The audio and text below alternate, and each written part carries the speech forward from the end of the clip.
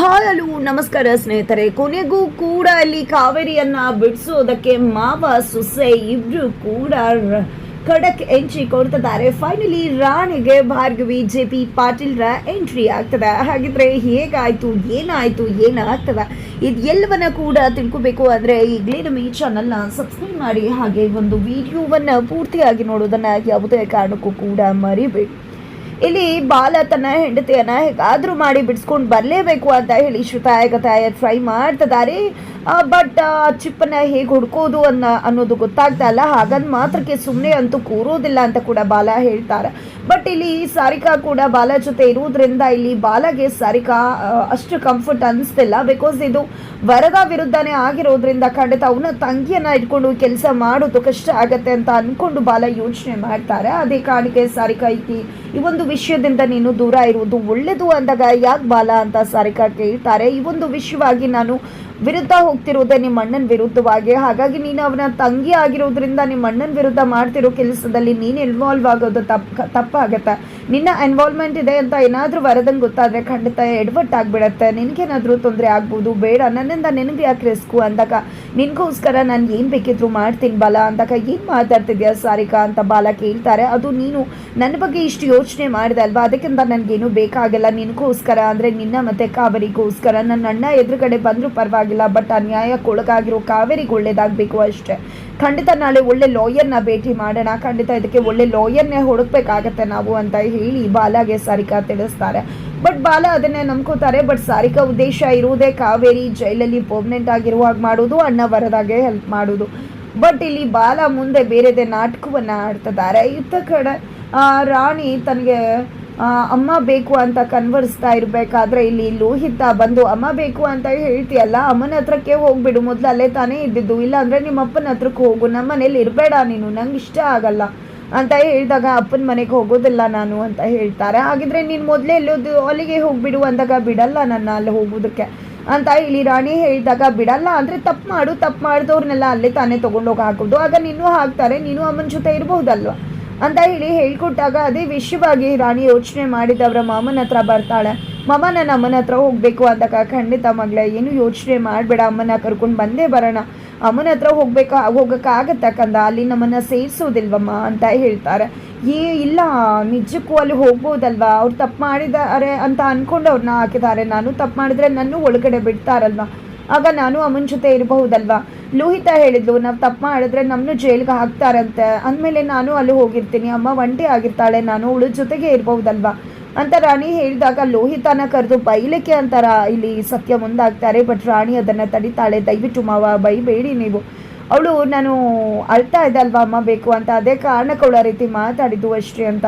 ಆಗ ಇಲ್ಲಿ ಸತ್ಯವರು ನೋಡು ರಾಣಿ ಏನು ಯೋಚನೆ ಮಾಡಬೇಡ, ನಿನ್ನ ಮಾಮನ ಮೇಲೆ ನಂಬಿಕೆ ಇದೆ ಅಲ್ವಾ ನಿನಗೆ, ಖಂಡಿತ ನಿಮ್ಮ ಅಮ್ಮನ್ನ ನಾನು ಹೊರಗಡೆ ಕರ್ಕೊಂಡು ಬಂದೇ ಬರ್ತೀನಿ, ನೀನು ಯೋಚನೆ ಮಾಡಬೇಡ ಅಂತ ಹೇಳಿ ಸಮಾಧಾನವನ್ನು ಮಾಡ್ತಾರೆ. ಇತ್ತ ಕಡೆ ಸರಳ ಅವರು ಬ್ಯಾಗನ್ನು ಉಟ್ಕೊಂಡು ಆ ಒಂದು ಗೋಡೂನ್ಗೆ ಹೋಗಿದ್ದಾರೆ. ಅಲ್ಲಿ ಬ್ಯಾಗ್ ತೊಗೊಳೋದಂಥ ವ್ಯಕ್ತಿ ಇದ್ದಾರೆ, ನಾನು ಕೊಟ್ಟಿರೋ ಬ್ಯಾಗ್ ಎಲ್ಲಿದೆ ಅಂದಾಗ ನೆನ್ನೆ ಯಾವುದೋ ಲಾರಿ ಬಂದಿತ್ತು ಅದರಲ್ಲಿ ಹೋಗಿರ್ಬೋದು, ನನಗೇನ್ರಿ ಗೊತ್ತು, ಇಲ್ಲೆಲ್ಲೋ ಇದ್ರೂ ಇರ್ಬೋದು ಹುಡುಕಿ ಅಂತಾರೆ.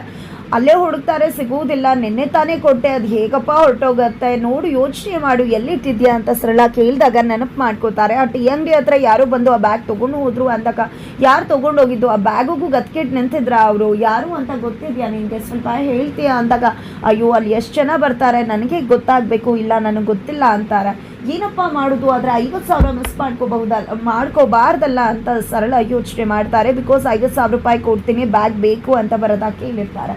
ಹಾಗಾಗಿ ಒಂದು ಒಳ್ಳೆ ಉಪಾಯವನ್ನು ಮಾಡಿದ್ದೆ, ಹೊಸ ಬ್ಯಾಗನ್ನು ತಂದಿದ್ದೆ, ವರದನ್ ಕಡೆ ರೌಡಿಗಳನ್ನ ಕರೆದು ಇದೇ ಬ್ಯಾಗ್ ಅಂತ ಹೇಳಿ ಬ್ಯಾಗ್ ಕೊಟ್ಟು 50,000 ರೂಪಾಯಿಯನ್ನು ತಗೋತಾರೆ. ಆಗ ಚಂದು ಅದನ್ನು ನೋಡಿದ್ದೆ, ಅಪ್ಪನ ಹತ್ರ ಹೋಗಿ ಹೇಳಿ ಅಪ್ಪ ಮತ್ತು ರಾಣಿ ಇಬ್ಬರನ್ನ ಕೂಡ ಹೊರಗಡೆ ಕರ್ಕೊಂಡು ಬಂದು ಅಮ್ಮ ಮಾಡ್ತಿರೋ ಕೆಲಸವನ್ನು ತೋರಿಸ್ತಾರೆ. ಇಲ್ಲಿ ದುಡ್ಡು ತೊಗೊಂಡಿದ್ದು ಎಲ್ಲವನ್ನ ಕೂಡ ಸತ್ಯ ನೋಡ್ತಾರೆ. ತದನಂತರ ಇಲ್ಲಿ ಸರಳ ಅವರು ಮನೆಗೆ ತನ್ನ ಮಕ್ಕಳಿಗೆ ಎಲ್ರಿಗೂ ಕೂಡ ಬ್ಯಾಗು, ಕಾರು, ಟಾಯ್ಸು ಎಲ್ಲವನ್ನ ಕೂಡ ತೊಗೊಂಡು ಬಂದಿರ್ತಾರೆ. ರಾಣಿಗೂ ಕೂಡ ತೊಗೊಂಡು ಬಂದಿರ್ತಾರೆ. ರಾಣಿಗೆ ಖುಷಿ ಆಗಿಬಿಡುತ್ತೆ, ನೀನು ಬ್ಯಾಗನ್ನು ಅವತ್ತು ಕೊಟ್ಬಿಟ್ಟೆ ಅಲ್ವಾ, ಅವತ್ತು ನನ್ನ ಮನಸ್ಸಿಗೆ ತುಂಬಾ ಘಾಸಿ ಆಗಿಬಿಡ್ತು ರಾಣಿ, ಅದೇ ಕಾರಣಕ್ಕೋಸ್ಕರನೇ ಬ್ಯಾಗ್ ತೊಗೊಂಡು ಬಂದಿದ್ದು, ನಿನಗೋಸ್ಕರ ಇಷ್ಟ ಆಯಿತಾ ಅಂದಾಗ ಖಂಡಿತ ಇಷ್ಟ ಆಯಿತು ಅಂತ ರಾಣಿ ಹೇಳ್ತಾರೆ. ಇತ್ತ ಕಡೆ ಸರಳ ಅವ್ರ ಹತ್ರ ಬಂದಿದ್ದೆ, ನಿನ್ನ ಹತ್ರ ಹೇಗೆ ಬಂತು ಇಷ್ಟು ದುಡ್ಡು ಅಂತ ಹೇಳಿ ಸತ್ಯ ಕೇಳಿದಾಗ ನನಗೆ ಹೇಗೋ ಬಂತು, ನಿಮಗೆ ಆತಕ್ಕೆ ಅಂತ ಕೇಳ್ತಿದ್ದಾರೆ.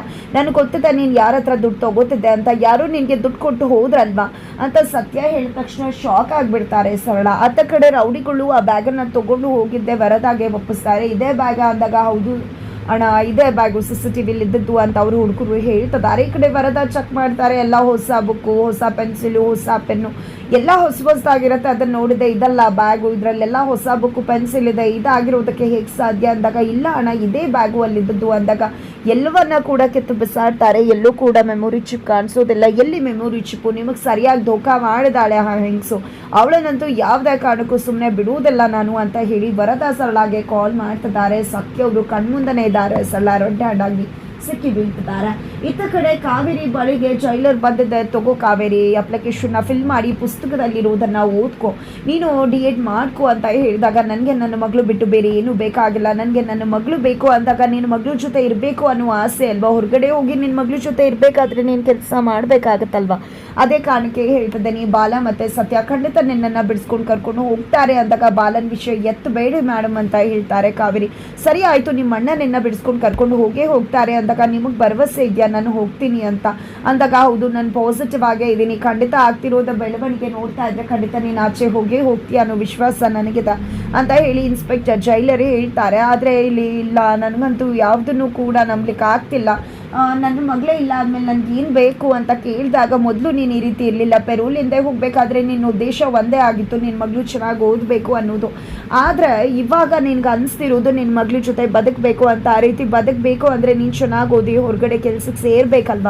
ನಾನು ಒಳ್ಳೆ ಉದ್ದೇಶನೇ ಹೇಳ್ತಾ ಇದ್ದೀನಿ, ದಯವಿಟ್ಟು ಓದ್ಕೋ ಅಂತ ಹೇಳಿ ಕಾವೇರಿಯನ್ನು ಜೈಲರ್ ಒಪ್ಪಿಸ್ತಿದ್ದಾರೆ. ತದನಂತರ ಇತ್ತ ಕಡೆ ಸತ್ಯವ್ರತ್ರಕ್ಕೆ ಅವರ ಸ್ನೇಹಿತರು ಸೀನಾ ಬಂದಿದ್ದೆ, ಮೊದಲನೇ ಲಾಯರ್ ಆ ಕೇಸನ್ನು ತಗೊಳ್ಳೋದಿಲ್ಲ ಅಂತ ಹೇಳಿದ್ರು, ಬೇರೆ ಲಾಯರನ್ನು ಹುಡುಕಬೇಕು ಅಂತ ಹೇಳ್ತಾರೆ. ಹಾಗಾಗಿ ಹುಡುಕ್ಲಿಕ್ಕೆ ಸತ್ಯ ಅವರು ಕೂಡ ಮುಂದಾಗ್ತಿದ್ದಾರೆ.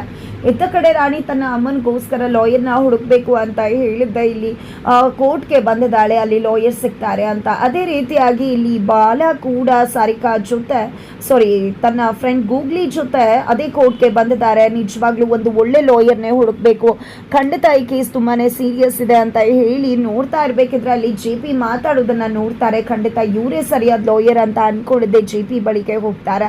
ನನ್ನ ಕೇಸನ್ನು ನೀವು ತಗೋತೀರಾ ಅಂದಾಗ ಏನು ಕೇಸ್ ಅಂದಾಗ ಕಾವೇರಿ ಕೇಸ್ ಅಂತ ಹೇಳ್ತಾರೆ. ಕಾವೇರಿ ಕೇಸ್ ಅಂತಿದ್ದಾಗ ಇಲ್ಲಿ JPಗೆ ಗೊತ್ತಾಗ್ಬಿಡತ್ತೆ ಒಂದು ಅಮಾಯಕ ಹೆಣ್ಣು ಮಗಳು ಜೈಲ್ಗೆ ಹೋಗಿರ್ತಕ್ಕಂಥ ಒಂದು ಕೇಸ್ ಅನ್ನೋದು, ಎಲ್ಲ ವಿಷಯವನ್ನ ಕೂಡ ತಿಳ್ಕೊತಾರೆ.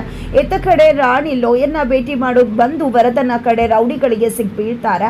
ಇವಳೇ ಅಲ್ವಾ ವರದ ಬಾಸ್ ಹೇಳ್ತಿದ್ದಂಥ ಹುಡುಗಿ ಅಂತ ಹೇಳಿ ಆಕೆ ಮೇಲೆ ಅಟ್ಯಾಕ್ ಮಾಡೋದಕ್ಕೆ ಹುಡುಗರು ಮುಂದಾಗ್ತಿದ್ದಾಗ ಅಲ್ಲಿಗೆ ಭಾರ್ಗವಿ ಎಂಟ್ರಿ ಕೊಡ್ತಾರೆ. ಭಾರ್ಗವಿ ನೋಡಿದ್ದೆ ರೌಡಿಗಳು ಹೆದರುತ್ತಿದ್ದಾರೆ, ಹಿಗ್ಗಾಮುಗ್ಗ ಬಾರಿಸ್ಕೋತಾರೆ. ಭಾರ್ಗವಿ ಕೊನೆಗೂ ರಾಣಿಯನ್ನ ಕಾಪಾಡೇ ಬಿಡ್ತಾರೆ. ಫೈನಲಿ ಆ ಕಡೆ ಬಾಲ JPಯನ್ನ ಭೇಟಿ ಮಾಡಿದ್ರೆ, ಈ ಕಡೆ ರಾಣಿ ಭಾರ್ಗವಿಯನ್ನ ಭೇಟಿ ಮಾಡಿದ್ದಾರೆ. ಹಾಗಿದ್ರೆ ಭಾರ್ಗವಿ ಮತ್ತೆ JP ಪಾಟೀಲ್ ಇಬ್ರು ಕೂಡ ಸೇರ್ಕೊಂಡು ರಾಣಿಯ ಅಮ್ಮ ಕಾವೇರಿಯನ್ನ ಜೈಲಿಂದ ಬಿಡಿಸ್ಲಿಕ್ಕೆ ಮುಂದಾಗ್ತಾರ. ಏನಾಗುತ್ತೆ ಅನ್ನೋದನ್ನ ತಿಳ್ಕೋಬೇಕು ಅಂದ್ರೆ ಮುಂದಿನ ವಿಡಿಯೋಗೆ ವೇಟ್ ಮಾಡೋದನ್ನ ಮರಿ.